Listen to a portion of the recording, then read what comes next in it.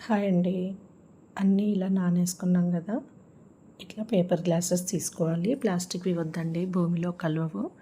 Paper గ్లాస్‌లో ఇలా holes పెట్టుకోవాలి. ఒక గ్లాస్‌కి మినిమమ్ 2-4 వరకు పెట్టుకోవాలి. వాటర్ వెంటనే ఎళ్ళిపోయేటట్టుగా. కోకోపీట్‌ని ముందుగా తడుపుకొని వాటర్ తీసేసుకోవాలి.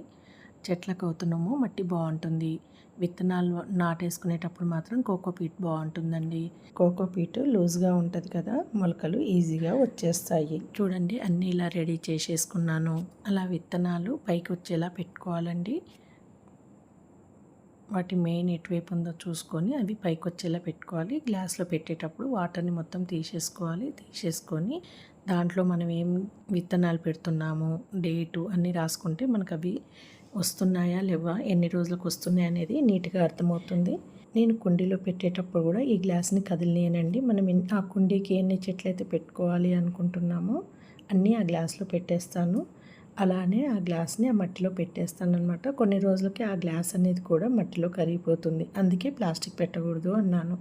ఇలా కొన్ని రోజులు నీడకు పెడతాను. అవి మొలకలొచ్చి కొద్దిగా పెద్దగయ్యాక తొట్లల్లో పెడతాననమాట. మీకు కూడా ఏమన్నా చెట్ల గురించి తెలిసి ఉంటే కామెంట్‌లో చెప్పండి. నచ్చితే లైక్, షేర్, సబ్స్క్రైబ్.